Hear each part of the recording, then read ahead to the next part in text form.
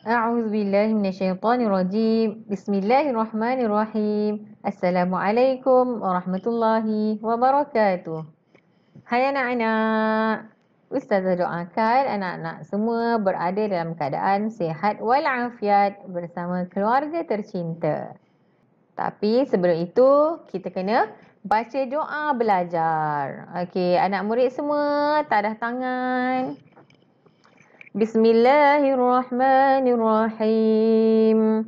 Allahumma aftah alaina hikmataka wanshur alaina min khazaini rahmatika ya arhamar rahimin. Rabbi shrah li sadri wa yassir li amri wahlul 'uqdatam min lisani يفقه قولي رب يسر ولا تعسر يا كريم والحمد لله رب العالمين. Baiklah, pada hari ini kita akan belajar tajuk Al-Azim dan Al-Hamid untuk tahun 4, minggu pertama dan minggu yang kedua. Anak-anak dah sedia? Jom kita mulakan.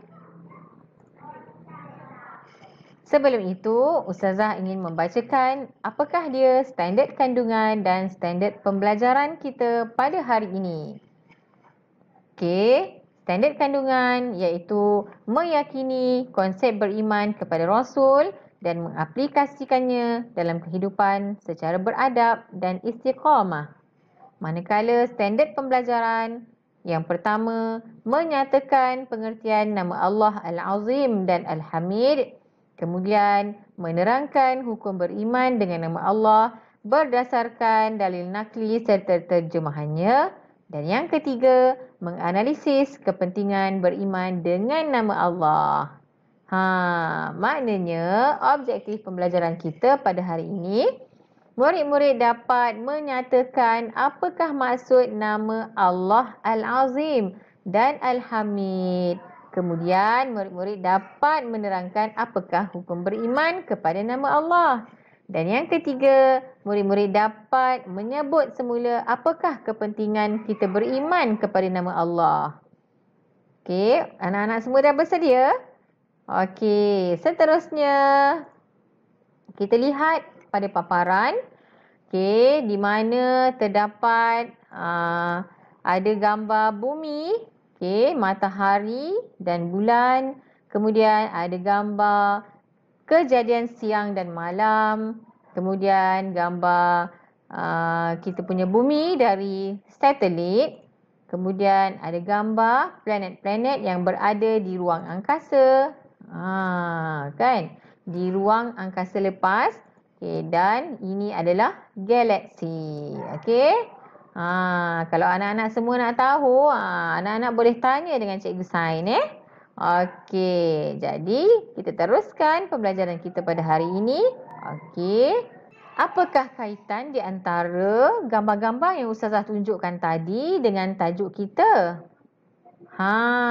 Okey, sebelum itu Ustazah nak nyanyikan sikit nasyid. Anak-anak pernah dengar tak nasyid ni? Nanti bagi tahu Ustazah ya, apa nama nasyid ni Okey, Ustazah nyanyikan sedikit. Nas'aluka ya man huwallahu alladhi la ilaha illa huwar rahmanur rahim al-malikul quddusus salamul mu'minul muhaiminul azizul jabbar. Anak-anak pernah dengar nasyid yang Ustazah nyanyikan kejap tadi? Itu adalah nasyid Asma Allahul Husna. Iaitu 99 nama Allah. Maknanya apa yang kita nak belajar hari ini ialah berkenaan nama Allah. Ada 2 nama Allah yang akan kita pelajari hari ini. Okey, baiklah. Kita lihat apakah maksud Al-Azim. Okey. Al-Azim bererti Maha Agung. Okey? Perkataan Al-Azim bermaksud Maha Agung. Kemudian, nama Allah Al-Azim bermaksud Allah Subhanahu Wa Taala Maha Agung daripada segala sesuatu. Okey, apa maksudnya tu? Baiklah, Ustazah nak bawa anak-anak semua merenung kejadian penciptaan alam semesta. Allah merupakan Raja yang mencipta seluruh yang berada di langit dan di bumi. Jadi, kita lihat betapa luasnya langit ciptaan Allah, pemandangan laut, gunung. Itu semua menunjukkan, menjadikan kita supaya mengenal itulah dia kehebatan dan keagungan Allah Subhanahu Wa Taala. Kemudian, contohnya binatang apa yang paling besar? Semua boleh jawab kan? Gajah kan? Boleh tak kita pegang gajah? Mestilah boleh. Seterusnya, gunung apa yang paling tinggi di dunia? Gunung Everest. Boleh tak kita mendaki dan boleh tak kita mengukur ketinggian Gunung Everest tersebut? Boleh kan? Okey. Seterusnya, apakah bangunan yang paling tinggi di dunia? Bangunan Burj di Dubai kan? Ketinggiannya pun boleh diukur. Itu semua ukuran besar, tinggi, kita boleh rasai dengan panca indera kita dan boleh diukur. Tetapi, pernah tak kita terfikir berapakah ukuran ataupun berapakah luasnya alam semesta? Boleh tak kita mengukur alam semesta yang Allah jadikan ni berapa luas? Ataupun semasa kita duduk di tepi pantai, kita nampak di hujung laut tu ada, kita nampak matahari terbit, kita nampak matahari terbenam. Kita boleh tahu tak berapakah keluasannya? Kita boleh ukur tak berapa luasnya alam yang Allah jadikan ni? Boleh tak? Tak mampu kan? Kita tidak mampu mengukur keluasan ciptaan Allah. Ya? Jadi, ciptaan manusia, okey, apa yang kita buat, contoh bangunan yang kita bina, kita boleh ukur ketinggiannya. Tapi ciptaan Allah, keluasan ciptaan Allah, kita tidak boleh mengukurnya. Ada batasannya. Ini yang dikatakan Maha Agung. Allah Maha Agung kerana tiada makhluk yang dapat menandingi keagungan dan kehebatan Allah. Boleh faham tak setakat ni? Maknanya keagungan Allah tidak boleh dibandingkan dengan makhluknya. Ustazah harap semua boleh faham apakah yang dimaksudkan dengan Al-Azim. Allah Maha Agung. Okey. Seterusnya kita pergi pula kepada maksud Al-Hamid. Okey. Apakah maksud Al-Hamid? Al-Hamid bererti Maha Terpuji. Okey.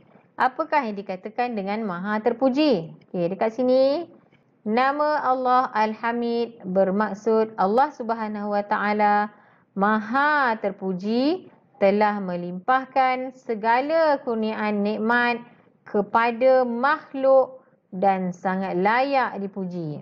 Maksudnya dekat sini, okey, Allah telah melimpahkan segala kurniaan nikmat. Macam-macam Allah dah bagi dekat kita. Nikmat ni ada banyak. Nikmat kesihatan, nikmat kelapangan, nikmat rezeki yang melimpah ruah, nikmat anak, nikmat macam-macam lah. Nikmat kekayaan. Okay? Jadi Allah telah memberikan segala macam nikmat kepada kita. Okay? Dan kita sebagai hamba-Nya layak sangat. Sepatutnya memuji, memuja dan menyanjungi Allah. Okey, maksudnya macam mana? Allah itu hendaklah dipuji, dipuja dan disanjungi kerana apa yang Allah ciptakan, apa yang Allah kehendakkan, semuanya tidak ada kekurangan. Allah telah mengurniakan segala macam nikmat kepada kita. Jadi kita sebagai hamba-Nya yang lemah hendaklah menyanjungi, memuja Allah Subhanahu Wa Taala di atas kurniaan nikmat-nikmat yang Allah telah berikan kepada kita. Kemudian segala sanjungan pujian berhak untuk Allah sahaja. Kalau macam kita tak boleh nak memuji lebih-lebih kan dekat manusia, sebab manusia itu ada kekurangan. Katalah contohnya manusia itu, katalah dia dapat membuat bangunan, kan, bangunan yang tinggi mencakar langit. Adakah bangunan yang diciptakan tu ada kelemahan? Tentunya ada. Sebab kalau misal katalah gempa bumi, berlaku gempa bumi, adakah bangunan itu kekal? Kan, tidak. Pada waktu hari kiamat nanti, kan, apabila sangkakala dibunyikan, adakah semua ciptaan yang manusia cipta tu adakah kekal? Tak. Yang kekal hanya Allah sahaja. Yang lain semua ciptaan Allah semuanya akan musnah. Okey? Ustazah harap anak-anak semua faham dengan apa yang Ustazah terangkan. Okey, seterusnya kita lihat apakah dalil naqli nama Allah Al-Azim. Okey, dalil naqli ni maksudnya bukti daripada ayat Al-Quran. Jadi di sini firman Allah, A'udzubillahi minasyaitonirrajim. Bismillahirrahmanirrahim. Wa huwal aliyyul azim. Surah Al-Baqarah ayat 255. Maksudnya, dan dia maha tinggi, maha agung. Di sini jelas bahawa Allah telah menyebut di dalam Al-Quranul Karim bahawa dia maha tinggi dan maha agung. Okey. Seterusnya, bukti daripada Al-Quran tentang nama Allah Al-Hamid. Okey, firman Allah di dalam surah Hud ayat 73. Bismillahirrahmanirrahim. Innahu hamidum majid. Maksudnya, sesungguhnya Allah maha terpuji lagi maha mulia. Okey. Okey. Seterusnya, apakah hukum beriman dengan nama Allah? Kalau orang tanya, apa hukum beriman dengan nama Allah? Jadi jawapannya ialah wajib. Kita hendaklah wajib meyakini dengan nama-nama Allah yang 99. Okey. Seterusnya, kepentingan beriman dengan nama Allah Al-Azim dan Al-Hamid. Maksudnya, kenapa pentingnya kita kena beriman? Kita kena meyakini nama Allah. Okey? Yang pertama, sentiasa merasai keagungan Allah Subhanahu Wa Taala. Maknanya, jika kita betul-betul beriman, percaya dengan nama Allah, kita akan sentiasa merasai kebesaran Allah Subhanahu Wa Taala ke mana sahaja kita pergi. Okey. Kemudian yang kedua, membentuk peribadi yang berakhlak mulia. Disebabkan kita sentiasa mengagungkan Allah, jadi automatik peribadi kita juga akan bertambah baik. Okey, seterusnya yang ketiga, memupuk sifat bersyukur dan berterima kasih. Kerana kita dah tahu tentang keagungan dan kehebatan Allah kan. Jadi kita automatik akan rasa bersyukur dan sentiasa berterima kasih dengan nikmat yang Allah berikan. Kemudian yang keempat, berusaha membaiki diri supaya menjadi manusia yang mulia. Okey, disebabkan Allah mengajak kita supaya menjadi manusia yang berguna dan memberi manfaat kepada orang lain. Jadi jika kita mengagungkan Allah, kita akan mengikut apa yang Allah suruh. Okey. Kemudian yang kelima, melazimi sikap merendah diri dan tidak sombong. Maksudnya, jika kita dah tahu Allah itu maha hebat, maha kaya, maha agung, jadi kita tak adalah rasa nak bongkak, kan? Sebab kita rasa kita ni insan yang lemah. Allah sahaja yang hebat, yang tidak ada kekurangan. Okey? Dan yang terakhir, selalu memuji Allah dengan menyebut subhanallah. Maksudnya bila kita nampak aja setiap benda yang ciptaan Allah, kita lihat, kita terus menyebutkan subhanallah, maha suci Allah, kan, dengan sifat keagungannya macam tu. Seterusnya, bukti saya beriman dengan nama Allah Al-Azim dan Al-Hamid. Macam mana kita nak buktikan yang kita ni memang betul-betul dah beriman dengan, dah percaya, dah meyakini yang Allah itu Al-Azim, agung, dan Al-Hamid. Macam mana kita nak buktikan? Yang pertama, Saya seorang Muslim yang taat. Kita kena mengaku yang kita ni ialah seorang Muslim yang taat. Maksudnya kita mengikut apa yang Allah suruh dan meninggalkan apa yang Allah larang. Maksudnya dekat sini melakukan amal soleh, melakukan kebaikan dan menjauhi maksiat. Maksudnya benda-benda yang Allah larang. Okey? Okey. Kemudian yang kedua, saya sentiasa bertawakal kepada Allah. Maksud bertawakal ni maksudnya menyerah diri kepada Allah. Okey? Sebab apa yang Allah dah tentukan semuanya adalah baik. Tidak ada kekurangan. Okey? Jadi kita hendaklah meyakini semua ketentuan Allah dalam kehidupan. Apa sahaja yang Allah dah tentukan di dunia ni kita kena terima dengan redha. Okey? Kemudian kita kena berusaha dengan tekun untuk berjaya. Okey? Jangan pula kita malas. Tak apalah, Allah dah tentukan kot ni. Tak apalah jadi macam ni. Tak boleh macam tu Okey, seterusnya. Saya mensyukuri nikmat Allah. Kita hendaklah mensyukuri segala nikmat yang Allah telah berikan. Banyak sangat nikmat yang Allah berikan. Yang pertama, saya mengagungkan kehebatan Allah.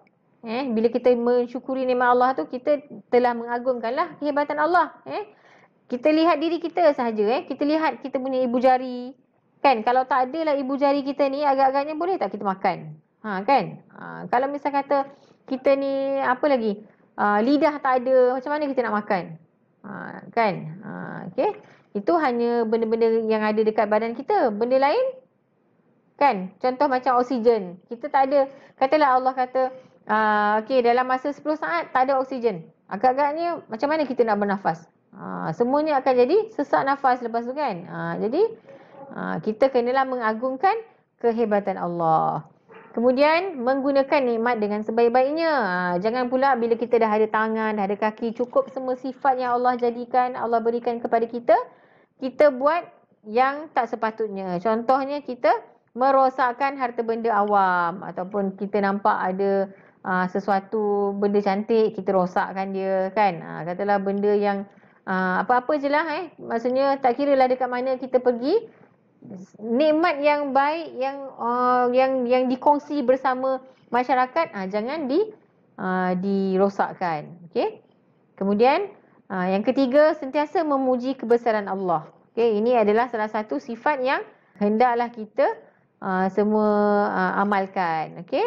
Okey, baiklah, itu sahaja perkongsian Ustazah pada kali ini. Ustazah harap anak-anak semua dapat sedikit sebanyak input tentang tajuk Al-Azim dan Al-Hamid. Okay, semoga berjumpa lagi di lain waktu. Bye. Terima kasih.